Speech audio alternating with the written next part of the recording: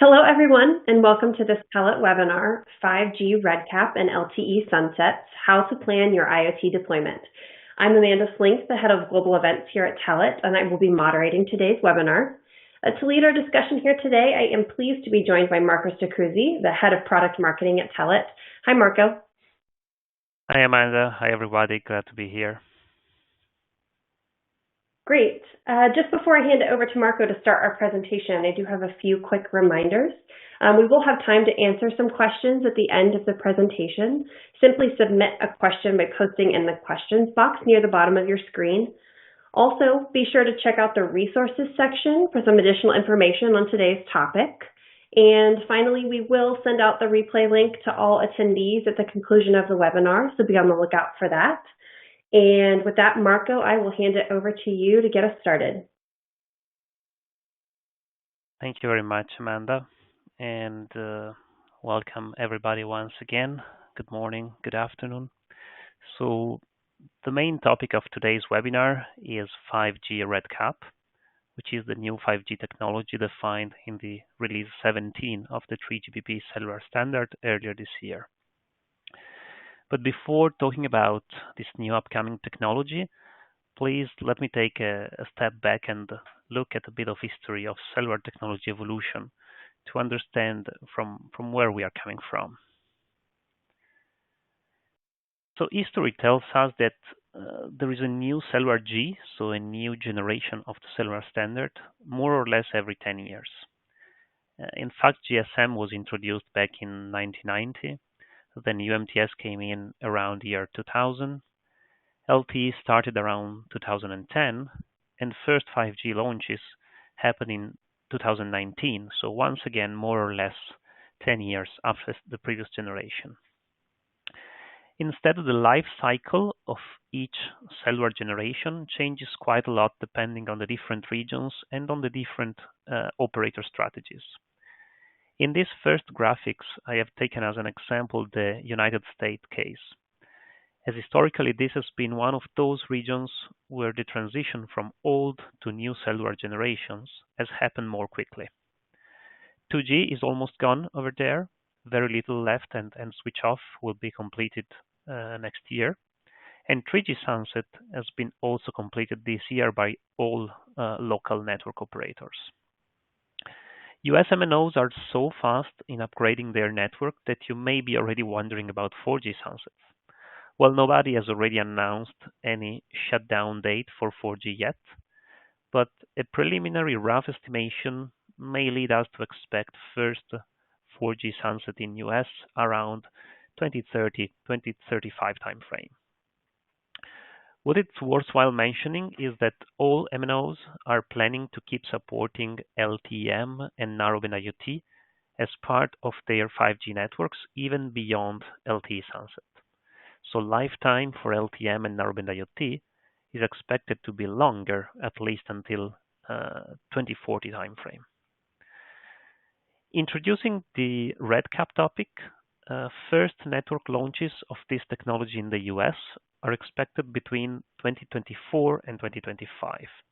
And then, as usual, it will take some time for the new technology after initial launch to get market traction and scale up in volumes.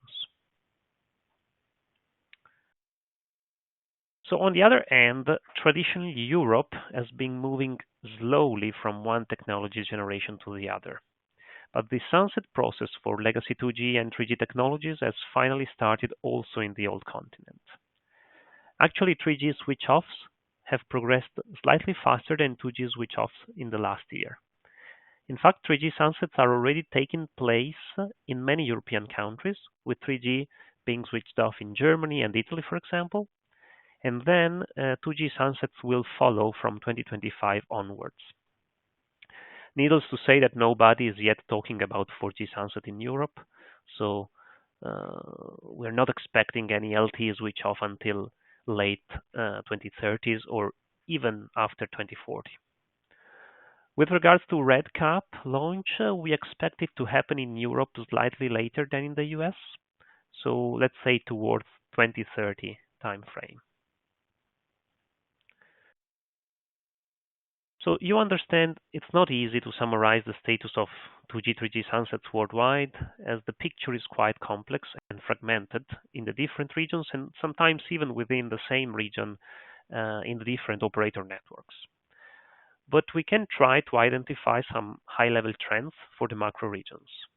So looking at 2G first, according to the latest GSA report, 15 countries have operators which have already completed 2G switch-offs. 2G is almost close in the US, as we said, as well as in Japan, Korea, and Australia. But it is still relevant in other regions like China, India, and Southeast Asia.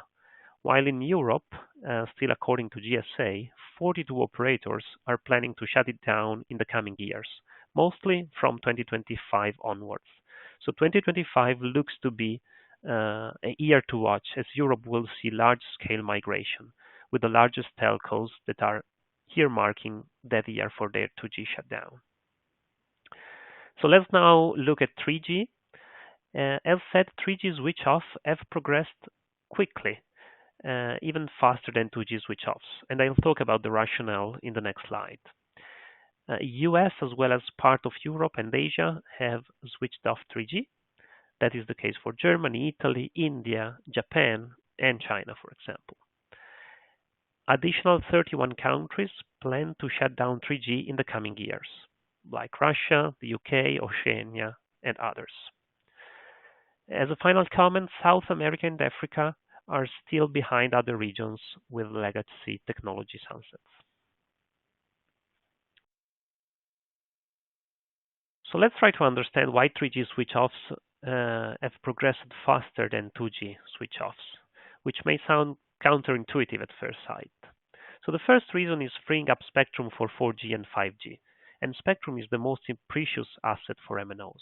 And 3G is actually using more spectrum than 2G in the operator networks. Then 3G is sort of hybrid technology that is not as simple and low cost as 2G for low-end IoT use cases, but it's not even as high speed as 4G and 5G for premium IoT and consumer applications. So you can say that 3G is good enough for most use cases, but it is not the perfect match for any of them. Therefore, it makes sense that MNOs are closing it down as there are already good replacement technologies for it, like LTE Cat4, Cat1, LTE-M and Narrowband IoT for low power wide area IoT, and high speed mobile broadband LTE and 5G for the consumer mass market.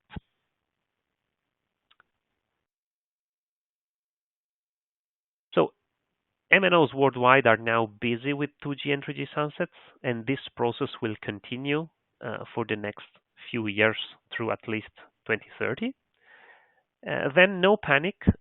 It's not yet the time to talk about LTE sunsets.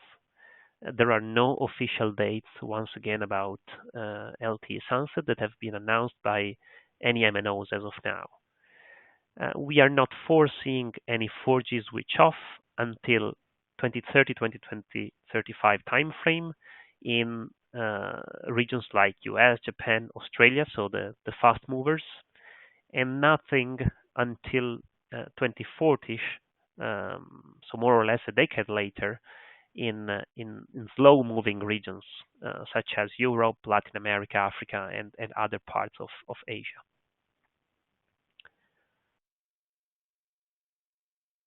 So what we have said so far, legacy 2G, 3G technologies are sunsetting almost in all regions.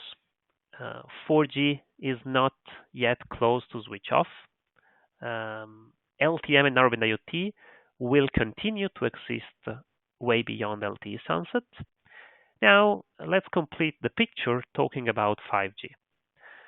5G today is a technology mainly for the mass market of smartphones, tablets, not yet widely deployed for IoT, except for a few premium high-performance use cases, which really require the maximum data speed possible in the range of the gigabit per second.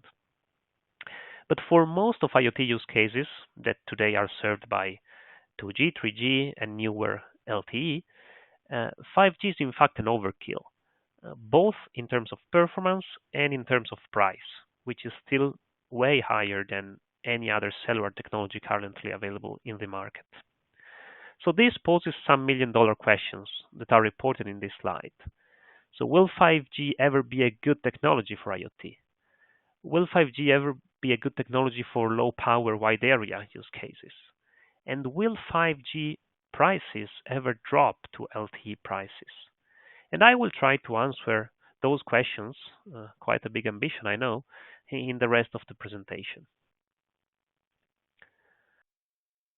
Again, let me start from a bit of history. 5G has been first introduced by 3GPP with the release 15 of the standard in 2019. And that first version of 5G was mainly focused on a mobile broadband that has high throughput capabilities. Then in 2020, release 16 introduced some URLLC, ultra low latency communication, specific features to address the real-time communication aspect of 5G. And finally, in June this year, a third flavor of 5G called RedCap was standardized to address IoT use cases, which don't require ultra high speed, don't require ultra low latency, but require more mid-speed, mid-latency features with lower hardware complexity and at more affordable prices. By the way, among RedCap and other new features, release 17 also defined for the first time a protocol to make 5G as well as LTE-M and NB-IoT cellular devices to exchange data over the satellite link with the aim of offering ubiquitous coverage even in those remote areas where there's no cellular network like deserts, forests, oceans, and so forth. So this new protocol is called by 3GPP NTN, non-terrestrial network. Maybe a good topic for a next webinar. And again, just as a teaser for future discussion, the work for the next version of the 3GPP standard, release 18, has been already kicked off and it is planned for completion in 2024. It will introduce a further evolution of RedCap called eRedCap, enhanced RedCap, which will further scale down the complexity and cost of the technology and of the devices. But that is not fully defined yet. So let's wait a bit.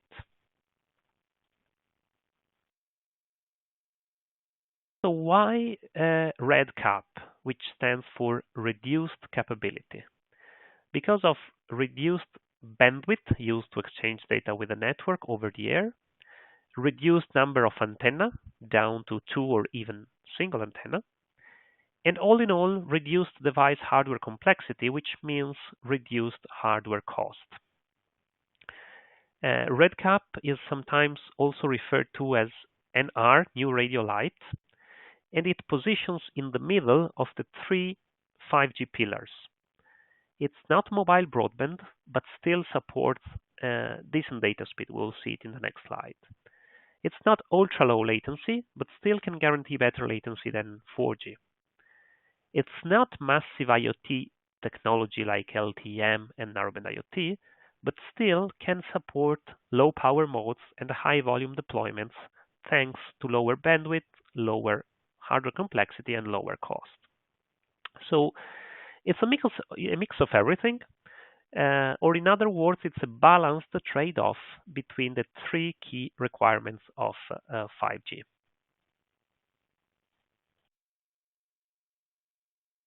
So having said that, RedCap is in the middle of the three key requirements of 5G, so enhanced mobile broadband, ultra-low latency communication, and massive machine type communication. Let's look a little more in detail to its technical specification. So RedCap doesn't support carrier aggregation and doesn't support dual connectivity.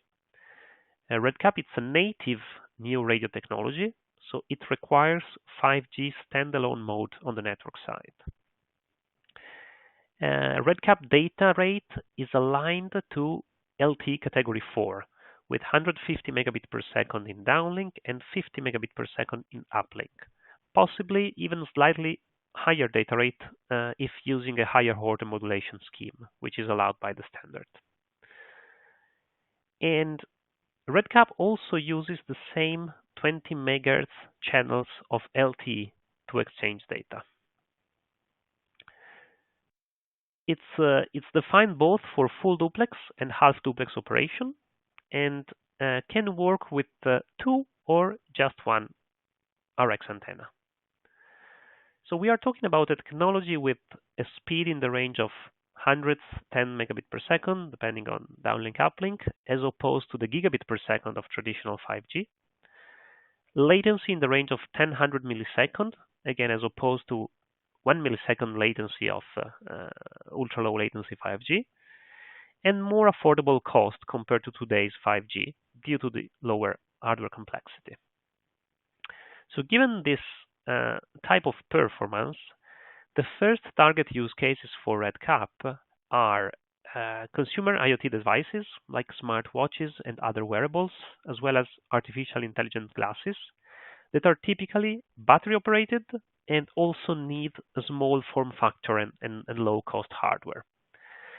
Then industrial wireless sensors that need low latency and high reliability, and video surveillance wireless cameras that need sufficient data throughput to transmit video. But more broadly, let's say that RedCap can address in the long term the same use cases that today are served by LTE Category 4 and Category 1. So we are talking about all those mid-speed applications like mobile routers and industrial IoT gateways, video surveillance cameras that need to stream video, and also those voice applications like panels for connected elevator or alarm security panels. As a side note, talking about voice, the end of circuit switched voice with 2G, 3G sunset means that VoLTE and VoNR are prerequisites to migration to LTE 5G networks. And while VoLTE is now a quite major technology, VoNR, which is voice over 5G basically, it's still in its infancy. So this means that RedCap will have to come with LTE fallback at least to guarantee the support of voice over LTE, waiting for VoNR maturity to improve.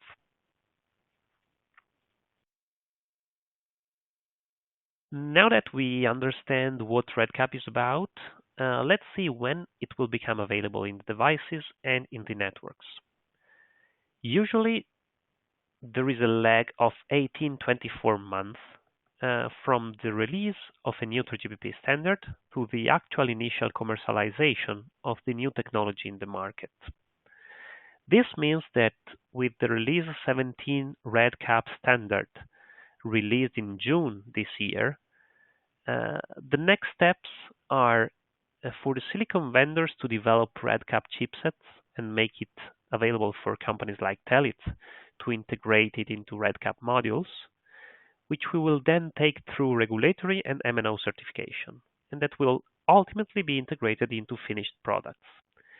During this period, which is a process that again will take at least a year and a half, 2 years, both the chipset vendors and the module vendors will perform interoperability tests with cellular infrastructure vendors and MNOs to validate the new technology in the field.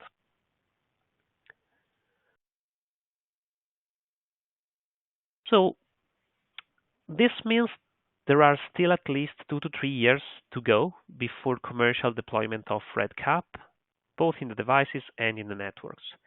And it will be a step process.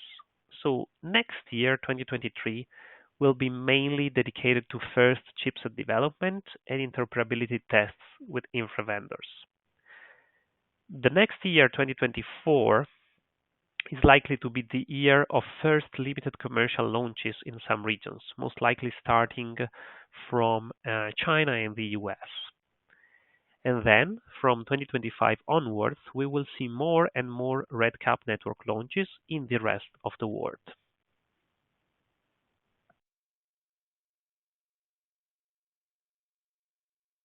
So here is how RedCap positions against the other available cellular technologies for IoT. So from narrowband IoT, which is the technology with the lowest performance and lowest cost, to LTE-M, Cat1bis, Cat1. I've missed actually Cat4 in this table, and in the future RedCap, which among those technologies has the highest performance and at least at the beginning will have also the highest price. Worthwhile mentioning that there is not one technology that fits all use cases. Narrowband IoT and LTE-M are good technologies for low power use cases. They are cost efficient. They will live beyond 4G sunset. That's why someone says that they are 5G technologies, or at least 5G ready. But there is often a but, unfortunately. They are limited in data rate, and they do not support voice.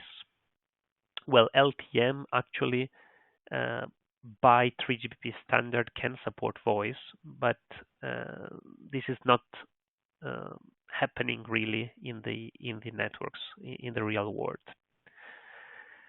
So then you have Cat1bis and Cat1 as well as Cat4, which are well-established major technologies supported by all LTE networks worldwide.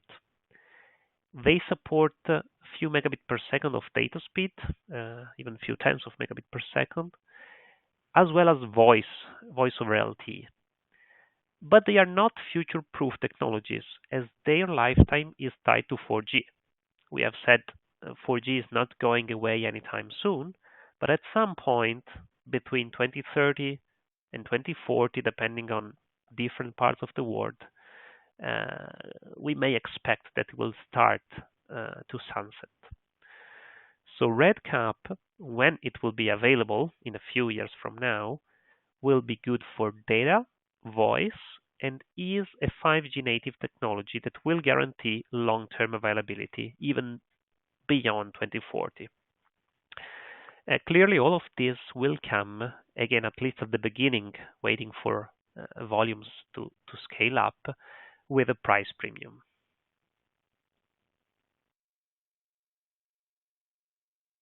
So after having talked for long about technology history and evolution and comparison in terms of specifications, please finally allow me to show you the Telit cellular module offering.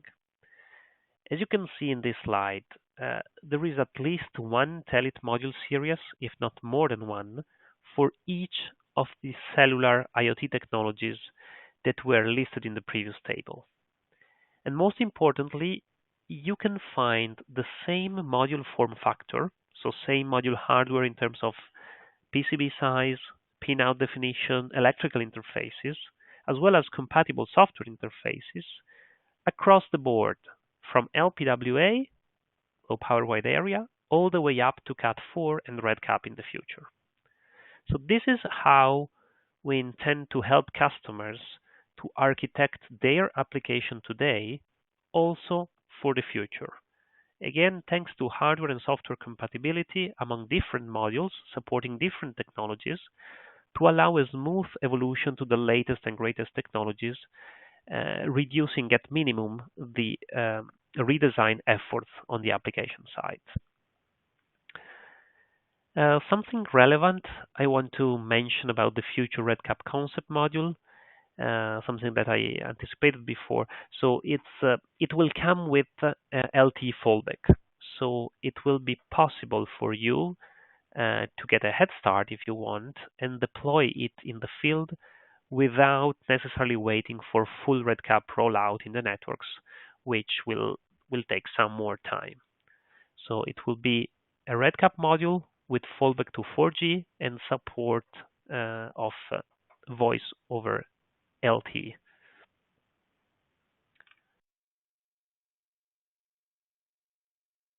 So I will pause now and give it over to you, Amanda, to start the Q&A session, I guess. Perfect. Thanks, Marco.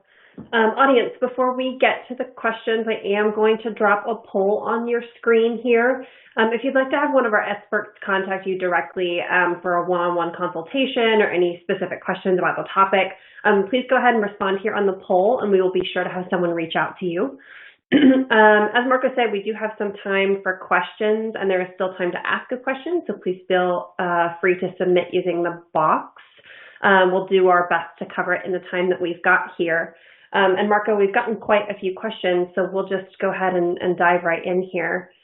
The first one I have got is, what is your chipset roadmap to support 3GPP release 15 and NTN in release 17?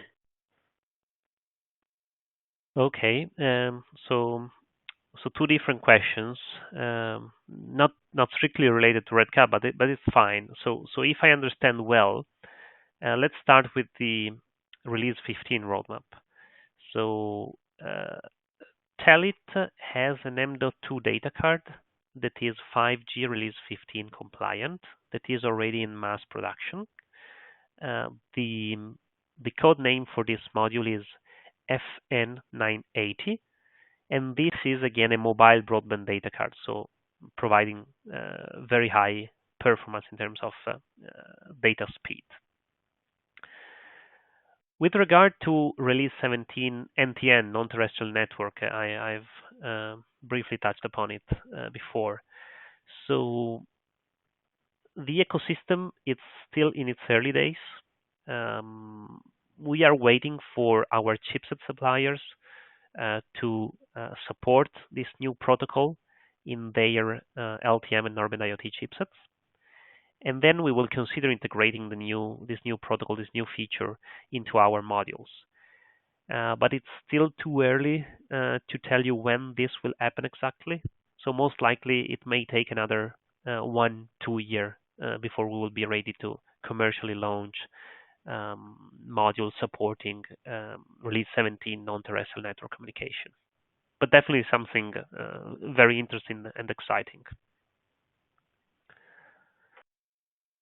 Great, thanks, Marco. Next question I have, can NB-IoT and Cat-M have access to SA 5G? Yeah, that's a good question, and it comes up quite frequently. So let me try to make it clear. So yes, the 3GPP standard allows NB-IoT and LTE-M to connect directly to the 5G core network. This is a release 16 feature that allows direct connection of LTE-M and NB-IoT to 5G core.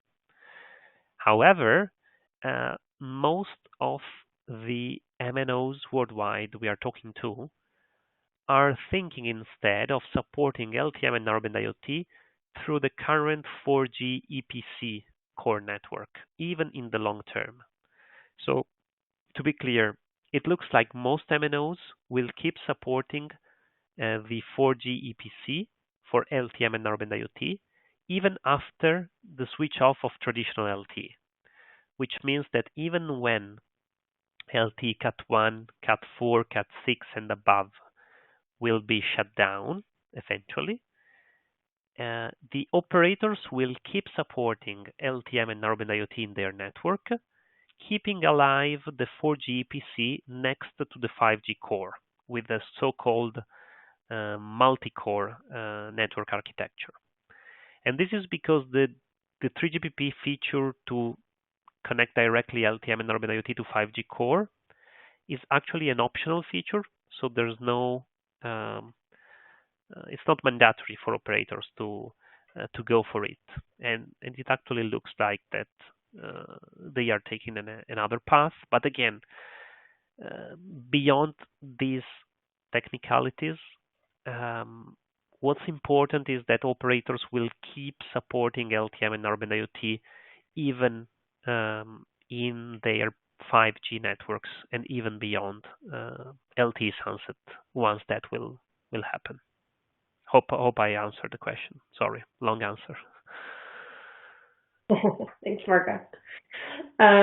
Next question I have, is it possible to have URLLC and MMTC at the same time?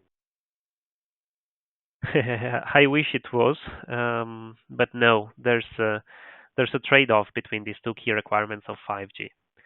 So you either can get low latency communication or massive machine type communication with LTE-M and NB-IoT that are latency tolerant technologies.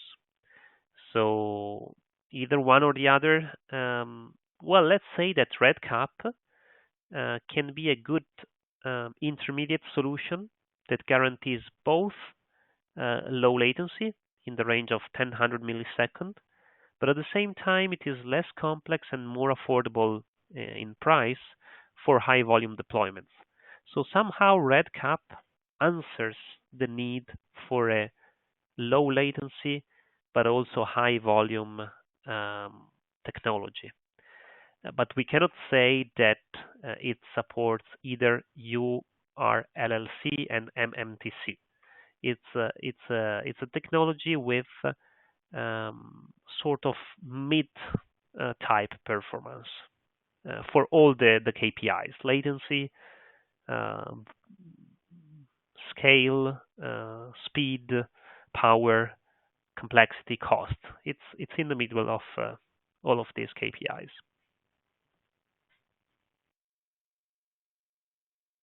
Great. Next question. Interesting, kind of diving into use cases here a bit. How would wearables be integrated here for something like health parameter monitoring? So healthcare wearables are definitely one of the initial target use cases for RedCap, and this is thanks to the high integration of RedCap, high hardware integration, for example, with the possibility to work with just one antenna. And also, RedCap will come with low power consumption, and this is very good for battery operated healthcare wearables.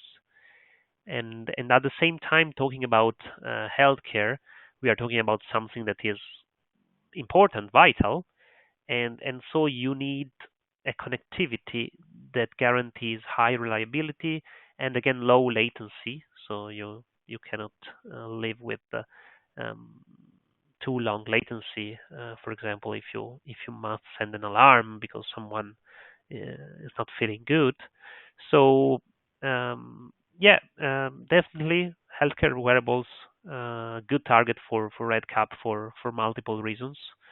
And then depending on the type of wearable device, um, I think the devices will use a chip on board or will use a module that depends from many aspects. But definitely RedCap will address this use case specifically. Great. I think we'll take a couple more questions here. The next one I have is, does RedCap support 2G fallback? No. If we look at the timeline of RedCap, doesn't make much sense to still support 2G fallback because by the time RedCap will be commercially available, 2G will be sunsetting. So the only fallback that RedCap will support is LTE fallback, and that is very important, both because RedCap won't be available in all the networks since the beginning. So LTE fallback will ensure continuous coverage connectivity even without RedCap, and also for voice. So voice over LTE will be at the beginning the main voice technology to be supported with VoNR that is still in its early days. Great. And we actually just had a question about RedCap supporting voice over LTE, which I think you just covered there. Another question, sorry, go ahead. To be precise, Amanda, sorry. So RedCap by itself doesn't support VoLTE. RedCap is a 5G SA technology, so it supports VoNR, not VoLTE. But the first RedCap chipset and modules will come with LTE fallback, and so VoLTE will be supported in practice. So I just wanted to make sure the answer was clear. Yeah, great. Thanks for the clarification. The next question I have is, will RedCap replace NB-IoT and Cat-M?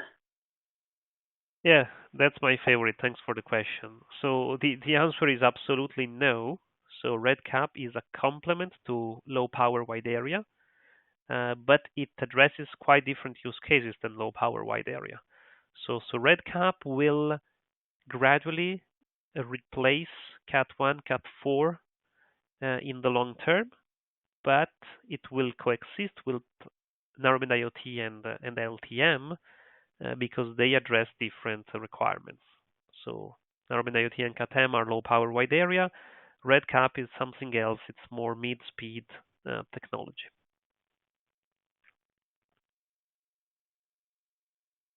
Great. And maybe last question we'll take here. When will enhanced RedCap be available?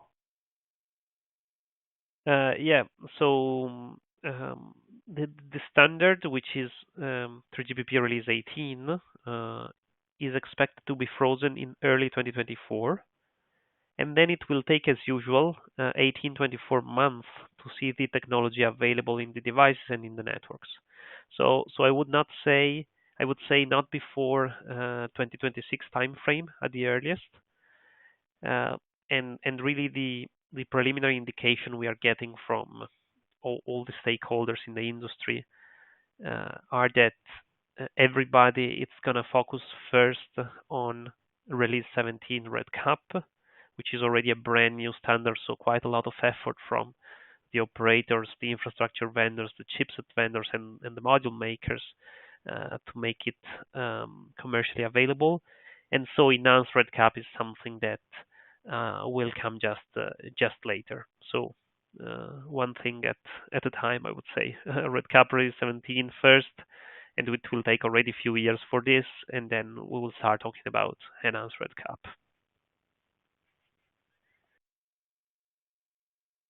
Great. I believe that's all the time that we have for today. I realized that we did not get all to all of the questions that we've received, so we'll be sure to follow up with you directly.